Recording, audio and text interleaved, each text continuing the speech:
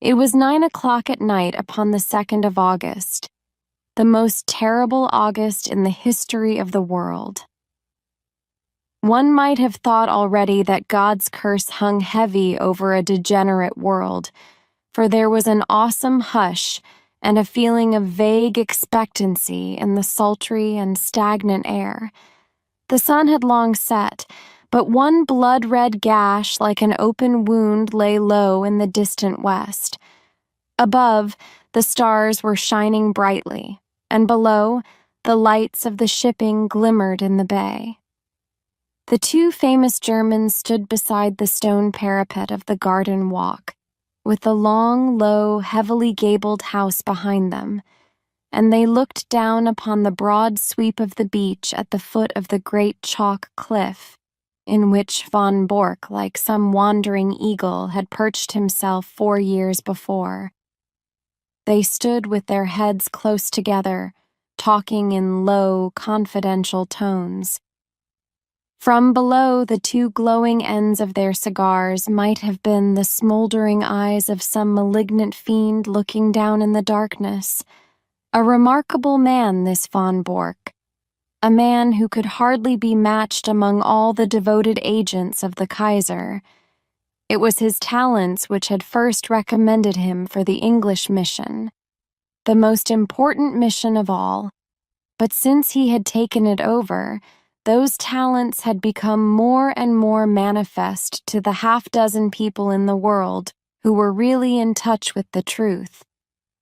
One of these was his present companion, Baron von Herling, the chief secretary of the legation, whose huge 100-horsepower Benz car was blocking the country lane as it waited to waft its owner back to London.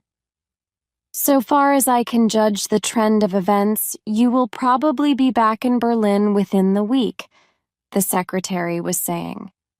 When you get there, my dear von Bork, I think you will be surprised at the welcome you will receive. I happen to know what is thought in the highest quarters of your work in this country. He was a huge man, the secretary, deep, broad, and tall, with a slow, heavy fashion of speech which had been his main asset in his political career. Von Bork laughed. They are not very hard to deceive, he remarked. A more docile, simple folk could not be imagined. I don't know about that, said the other thoughtfully. They have strange limits, and one must learn to observe them. It is that surface simplicity of theirs which makes a trap for the stranger. One's first impression is that they are entirely soft. Then one comes suddenly upon something very hard, and you know that you have reached the limit and must adapt yourself to the fact. They have, for example, their insular conventions which simply must be observed. Meaning good form and that sort of thing? Von Bork sighed as one who had suffered much. Meaning British prejudice in all its queer manifestations. As an example, I may quote one of my own worst blunders. I can afford to talk of my blunders, for you know my work well enough to be aware of my successes. It was on my first arrival. I was invited to a weekend gathering at the country house of a cabinet minister. The conversation was amazingly indiscreet. Von Bork nodded.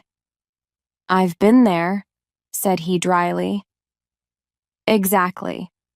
Well, I naturally sent a resume of the information to Berlin.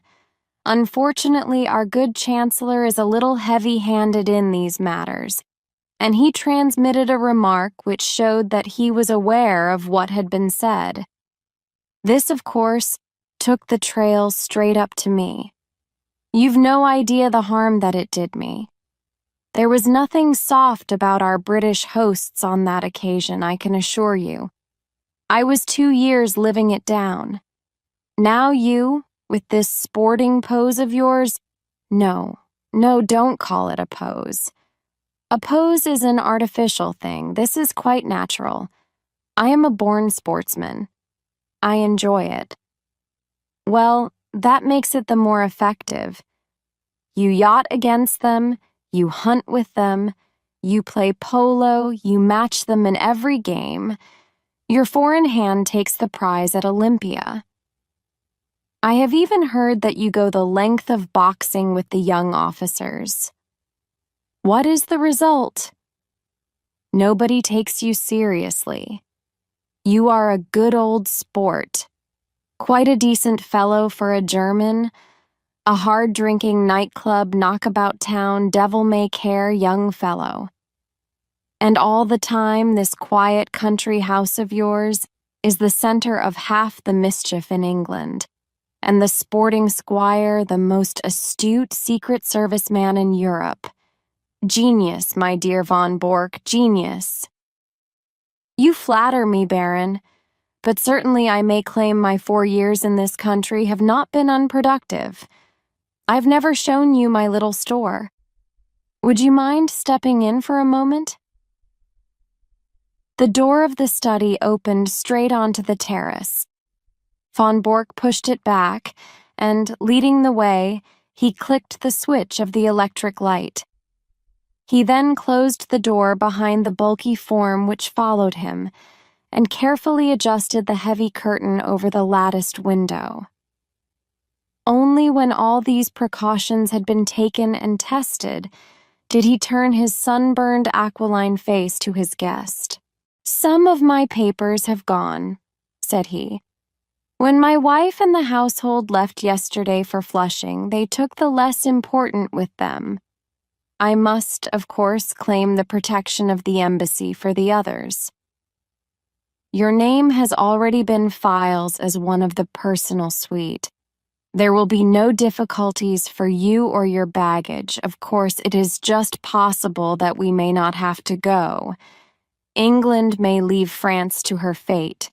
We are sure that there is no binding treaty between them." "And Belgium?" "Yes, and Belgium, too." Von Bork shook his head. "I don't see how that could be. There is a definite treaty there. She could never recover from such a humiliation. She would at least have peace for the moment. But her honor? Tut, my dear sir, we live in a utilitarian age. Honor is a medieval conception. Besides, England is not ready. It is an inconceivable thing, but even our special war tax of 50 million, which one would think made our purpose as clear as if we had advertised it on the front page of the Times, has not roused these people from their slumbers. Here and there one hears a question. It is my business to find an answer. Here and there also there is an irritation. It is my business to soothe it. But I can assure you that so far as the essentials go, the storage of munitions, the preparation for submarine attack, the arrangements for making high explosives, nothing is prepared. How then can England come in, especially when we have stirred up such a devil's brew of Irish civil war, window-breaking furies, and God knows what to keep her thoughts at home? She must think of her future. Ah, that is another matter. I fancy that in the future we have our own very definite plans about England, and that your information will be very vital to us. It is today or tomorrow with Mr. John Bull. If he prefers today, we are perfectly ready. If it is tomorrow, we shall be more ready still. I should think they would be wiser to fight with allies than without them, but that is their own affair. This week is their week of destiny. But you were speaking of your papers."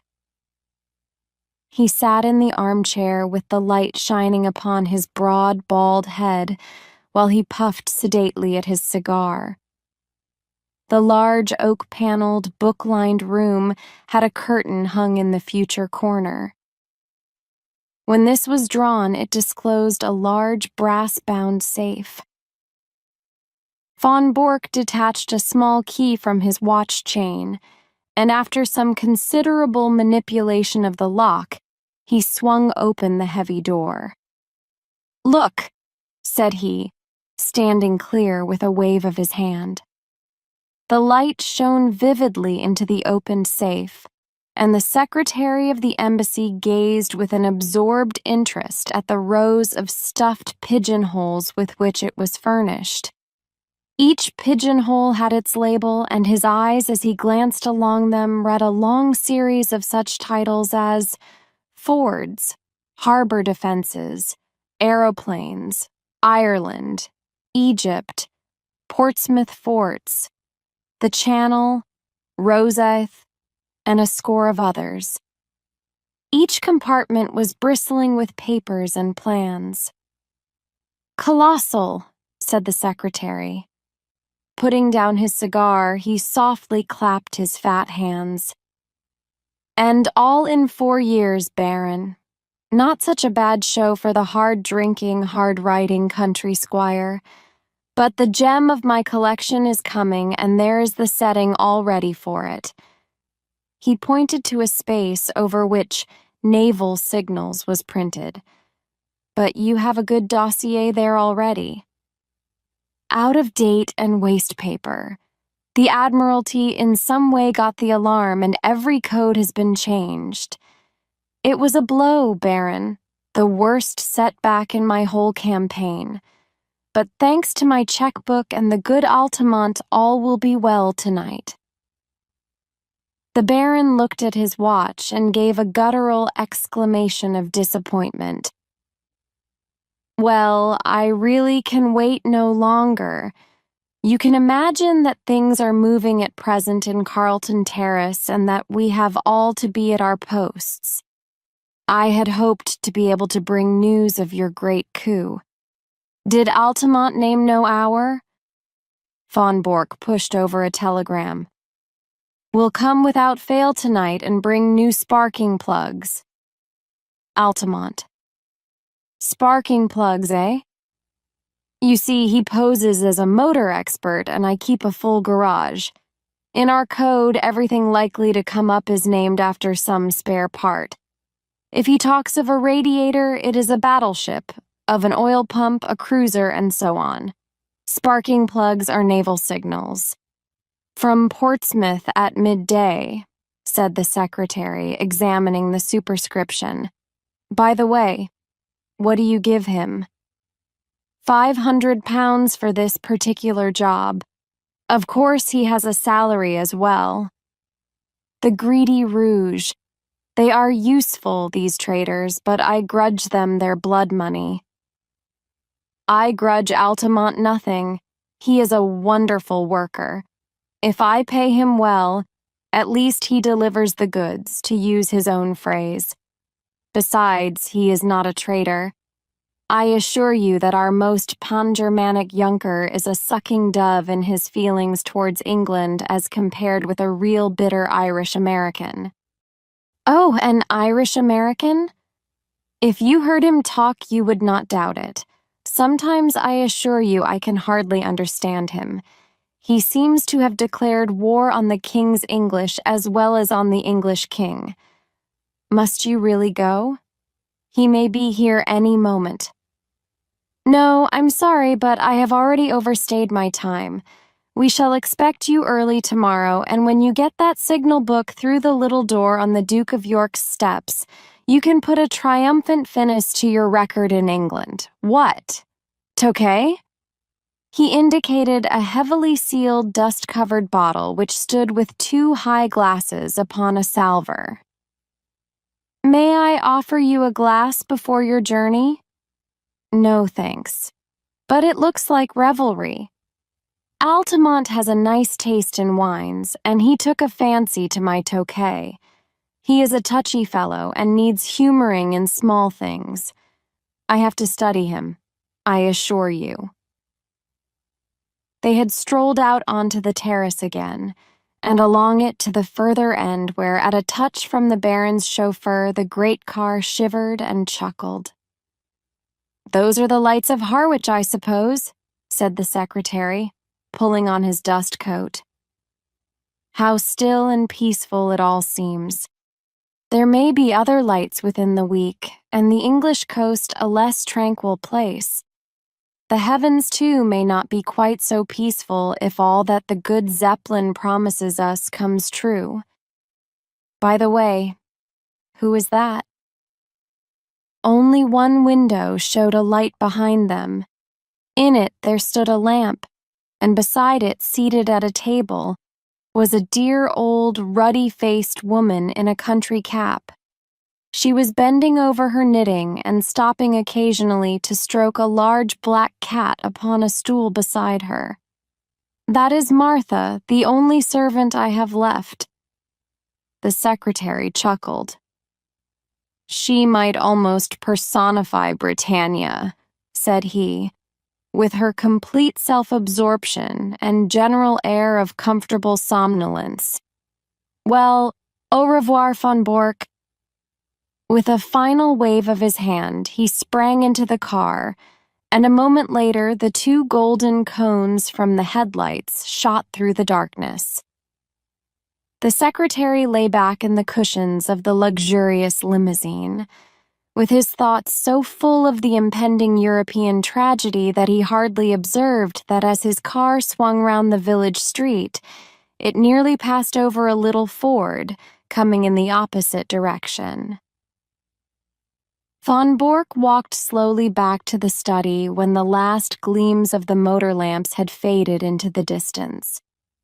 As he passed, he observed that his old housekeeper had put out her lamp and retired. It was a new experience to him. The silence and darkness of his widespread house for his family and household had been a large one. It was a relief to him, however, to think that they were all in safety, and that, but for that one old woman who had lingered in the kitchen, he had the whole place to himself. There was a good deal of tidying up to do inside his study, and he set himself to do it until his keen, handsome face was flushed with the heat of the burning papers. A leather valise stood beside his table, and into this he began to pack very neatly and systematically the precious contents of his safe. He had hardly got started with the work, however, when his quick ears caught the sounds of a distant car. Instantly, he gave an exclamation of satisfaction, strapped up the valise, shut the safe, locked it, and hurried out onto the terrace. He was just in time to see the lights of a small car come to a halt at the gate. A passenger sprang out of it and advanced swiftly towards him, while the chauffeur, a heavily built elderly man with a gray mustache, settled down like one who resigns himself to a long vigil. "Well?" asked von Bork eagerly, running forward to meet his visitor. For answer, the man waved a small brown paper parcel triumphantly above his head. "You can give me the glad hand tonight, mister," he cried. "I'm bringing home the bacon at last." "The signals?" "Same as I said in my cable. Every last one of them, semaphore, lamp code, Marconi. A copy, mind you, not the original. That was too dangerous. But it's the real goods, and you can lay to that." He slapped the German upon the shoulder with a rough familiarity from which the other winced. "Come in," he said. "I'm all alone in the house. I was only waiting for this. Of course, a copy is better than the original. If an original were missing, they would change the whole thing. You think it's all safe about the copy?" The Irish-American had entered the study and stretched his long limbs from the armchair. He was a tall, gaunt man of 60, with clear-cut features and a small goatee beard, which gave him a general resemblance to the caricatures of Uncle Sam. A half-smoked, sodden cigar hung from the corner of his mouth, and as he sat down, he struck a match and relit it. "Making ready for a move?" he remarked as he looked round him.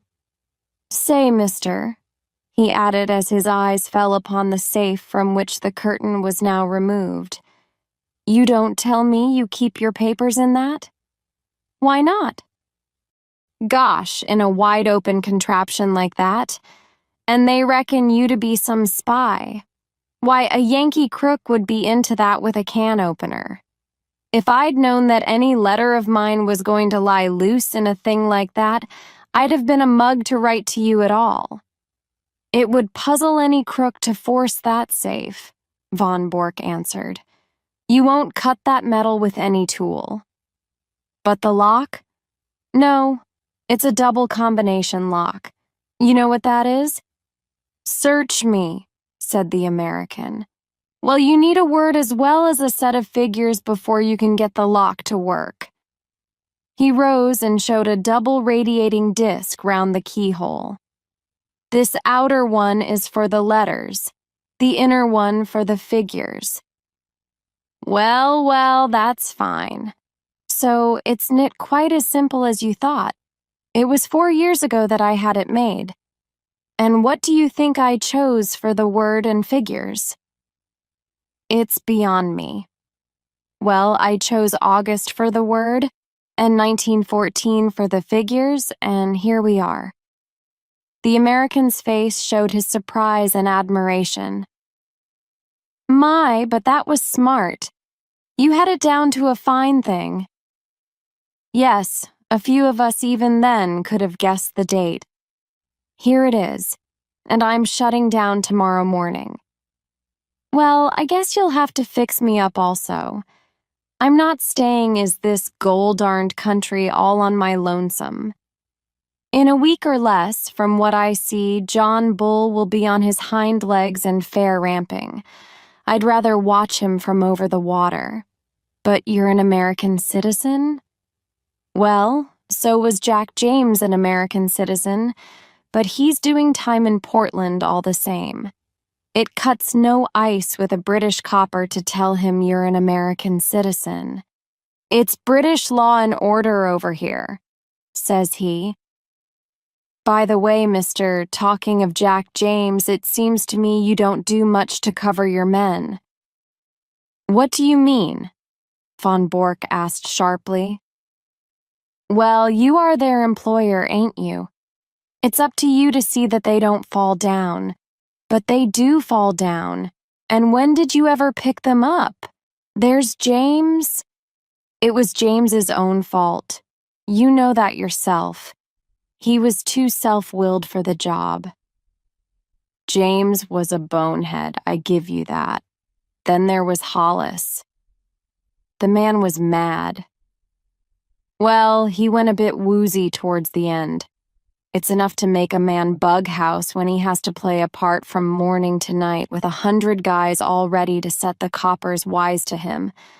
But now there is Steiner." Von Bork started violently, and his ruddy face turned a shade paler. "What about Steiner?" "Well, they've got him, that's all. They raided his store last night, and he and his papers are all in Portsmouth jail. You'll go off, and he, poor devil, will have to stand the racket, and lucky if he gets off with his life. That's why I want to get over the water as soon as you do." Von Bork was a strong, self-contained man, but it was easy to see that the news had shaken him. "How could they have got on to Steiner?" he muttered. "That's the worst blow yet." "Well, you nearly had a worse one, for I believe they are not far off me." "You don't mean that?" "Sure thing. My landlady down Fratton Way had some inquiries, and when I heard of it, I guessed it was time for me to hustle. But what I want to know, mister, is how the coppers know these things. Steiner is the 5th man you've lost since I signed on with you, And I know the name of the sixth if I don't get a move on. How do you explain it? And ain't you ashamed to see your men go down like this? Von Bork flushed crimson. How dare you speak in such a way? If I didn't dare things, mister, I wouldn't be in your service. But I'll tell you straight what is in my mind. I've heard that with you German politicians, when an agent has done his work, you are not sorry to see him put away. Von Bork sprang to his feet. Do you dare to suggest that I have given away my own agents? I don't stand for that, mister, but there's a stool pigeon or a cross somewhere, and it's up to you to find out where it is. Anyhow, I am taking no more chances. It's me for Little Holland, and the sooner the better. Von Bork had mastered his anger. We have been allies too long to quarrel now at the very hour of victory, he said. You've done splendid work and taken risks, and I can't forget it. By all means, go to Holland, and you can get a boat from Rotterdam to New York. No other line will be safe a week from now. I'll take that book and pack it with the rest. The American held the small parcel in his hand, but made no motion to give it up. What about the dough? He asked. The what? The boodle. The reward. The 500 pounds. The gunner turned damned nasty at the last, and I had to square him with an extra $100 or it would have been Nitsky for you and me. Nothin' doin', says he, and he meant it too, but the last 100 did it. It's cost me £200 from first to last, so it isn't likely I'd give it up without getting my wad. Von Bork smiled with some bitterness.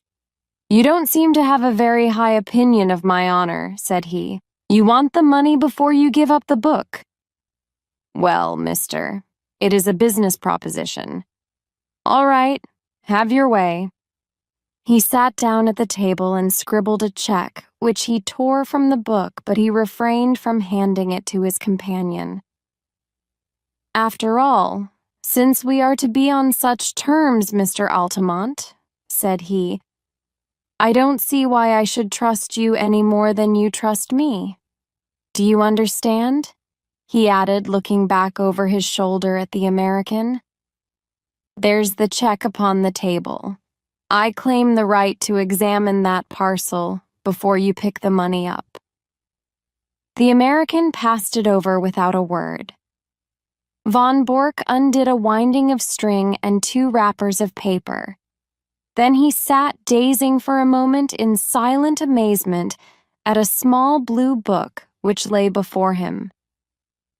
Across the cover was printed in golden letters, Practical Handbook of Bee Culture.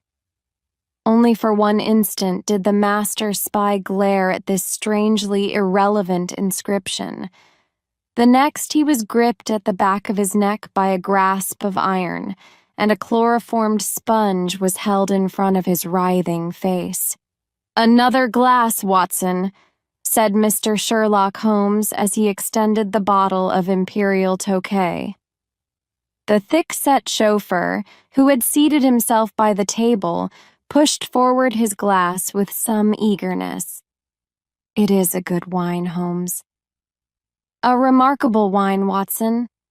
Our friend upon the sofa has assured me that it is from Franz Josef's special cellar at the Schönbrunn Palace. Might I trouble you to open the window, for chloroform vapor does not help the palate.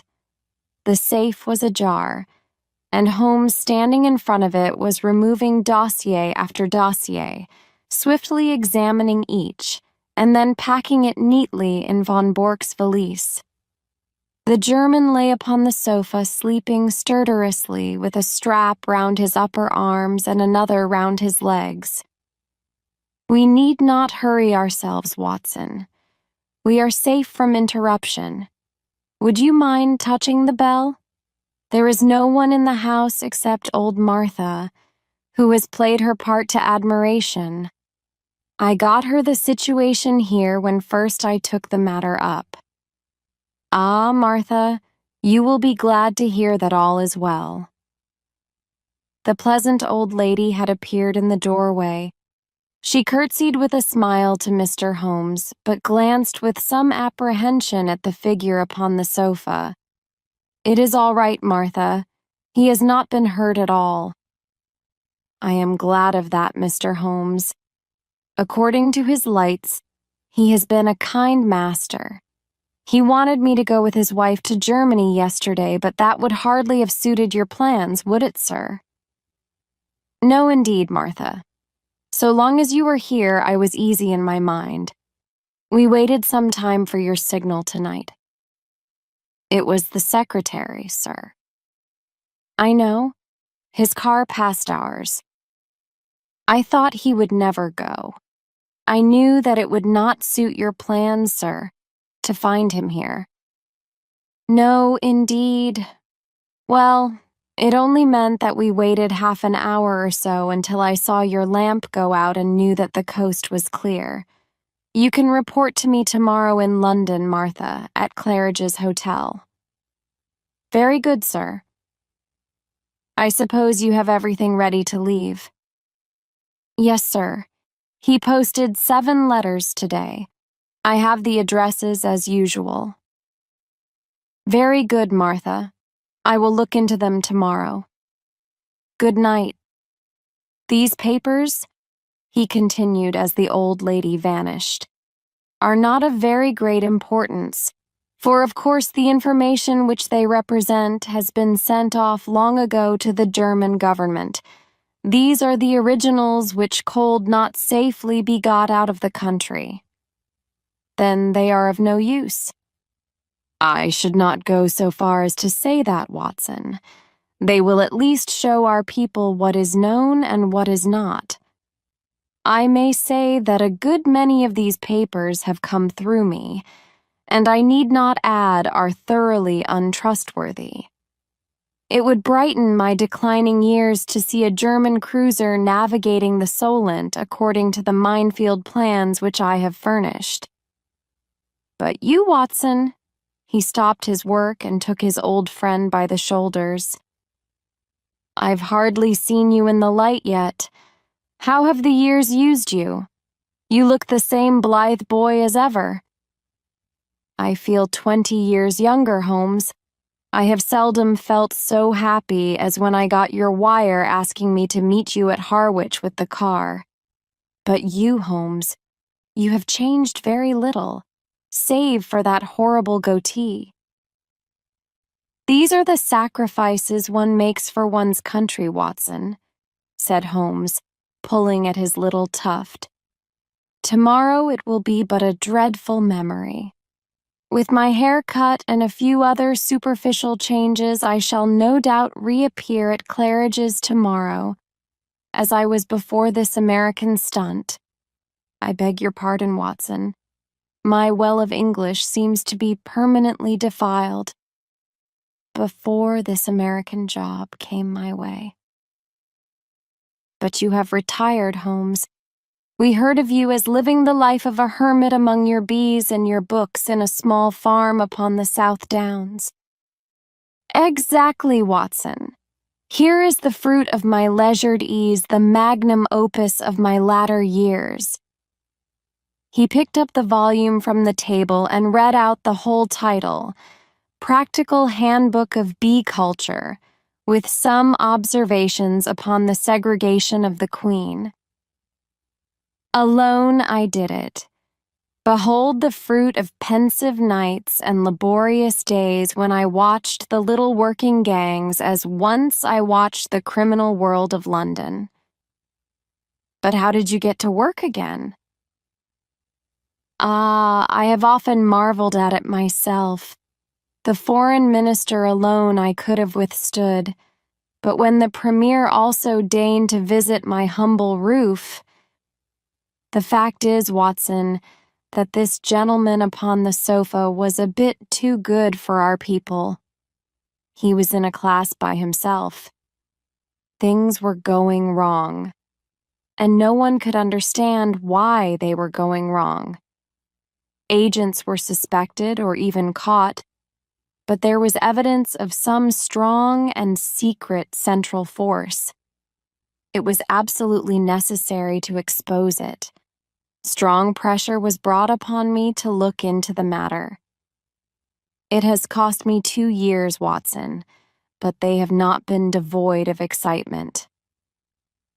When I say that I started my pilgrimage at Chicago, graduated in an Irish secret society at Buffalo, gave serious trouble to the constabulary at Skibbereen, and so eventually caught the eye of a subordinate agent of von Bork, who recommended me as a likely man, you will realize that the matter was complex.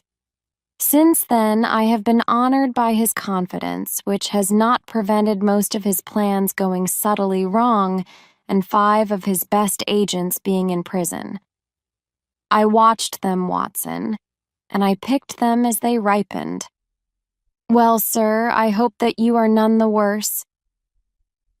The last remark was addressed to von Bork himself, who after much gasping and blinking had lain quietly listening to Holmes's statement. He broke out now into a furious stream of German invective, his face convulsed with passion. Holmes continued his swift investigation of documents while his prisoner cursed and swore. Though unmusical, German is the most expressive of all languages, he observed when von Bork had stopped from pure exhaustion. Hello, hello, he added as he looked hard at the corner of a tracing before putting it in the box. This should put another bird in the cage. I had no idea that the paymaster was such a rascal, though I have long had an eye upon him. Mr. von Bork, you have a great deal to answer for. The prisoner had raised himself with some difficulty upon the sofa, and was staring with a strange mixture of amazement and hatred at his captor. I shall get level with you, Altamont, he said, speaking with slow deliberation. If it takes me all my life, I shall get level with you. The old sweet song, said Holmes. How often have I heard it in days gone by? It was a favorite ditty of the late lamented Professor Moriarty. Colonel Sebastian Moran has also been known to warble it, and yet I live and keep bees upon the South Downs. Curse you, you double traitor, cried the German, straining against his bonds and glaring murder from his furious eyes. No, it is not so bad as that, said Holmes, smiling. As my speech surely shows you, Mr. Altamont of Chicago had no existence in fact. I used him and he is gone. Then who are you? It is really immaterial who I am, but since the matter seems to interest you, Mr. von Bork, I may say that this is not my first acquaintance with the members of your family. I have done a good deal of business in Germany in the past, and my name is probably familiar to you. I would wish to know it, said the Prussian grimly.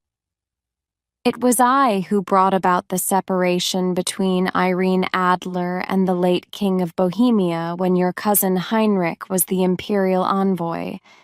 It was I also who saved from murder, by the nihilist Kloppmann, Count von und zu Grafenstein, who was your mother's elder brother. It was I. Von Bork sat up in amazement. There is only one man, he cried. Exactly, said Holmes. Von Bork groaned and sank back on the sofa. And most of that information came through you, he cried. What is it worth? What have I done? It is my ruin forever.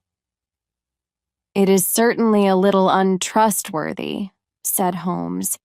It will require some checking, and you have little time to check it.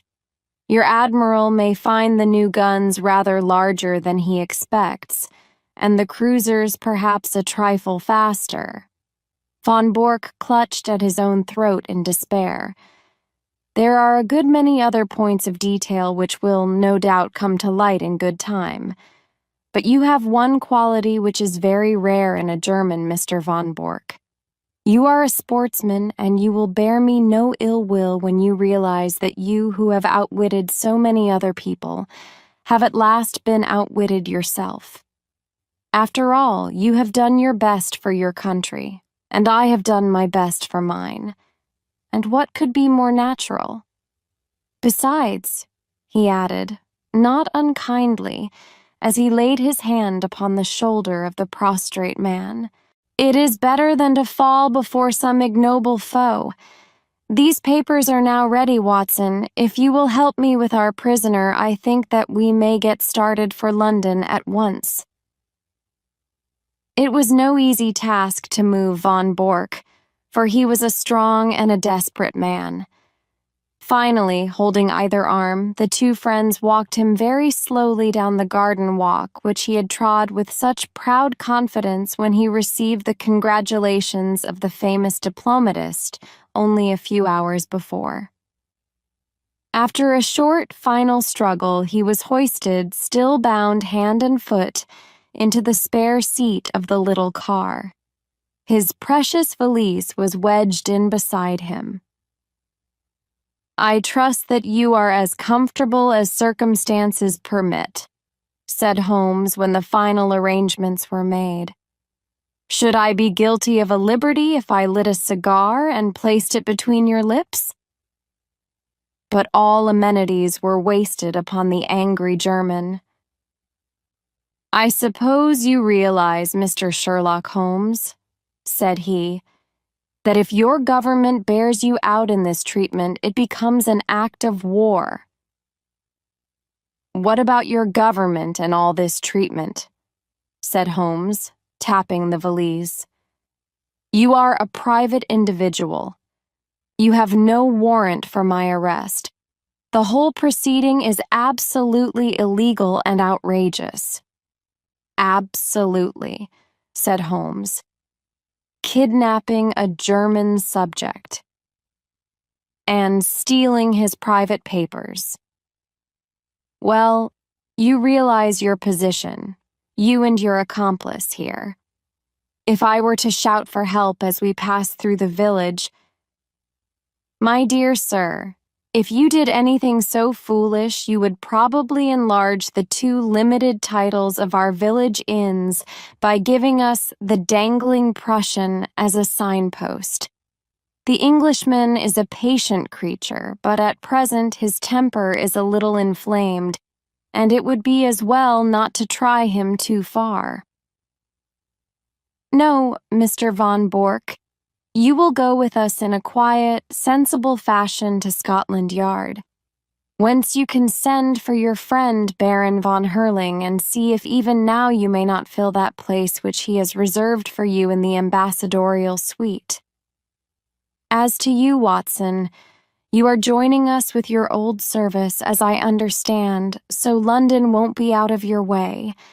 Stand with me here upon the terrace, for it may be the last quiet talk that we shall ever have. The two friends chatted in intimate converse for a few minutes, recalling once again the days of the past, while their prisoner vainly wriggled to undo the bonds that held him. As they turned to the car, Holmes pointed back to the moonlit sea and shook a thoughtful head.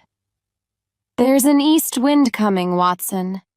I think not, Holmes. It is very warm. Good old Watson.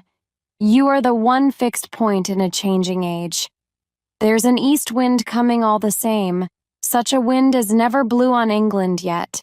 It will be cold and bitter, Watson. And a good many of us may wither before its blast, but it's God's own wind nonetheless.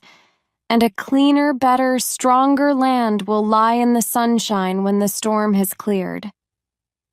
Start her up, Watson, for it's time that we were on our way.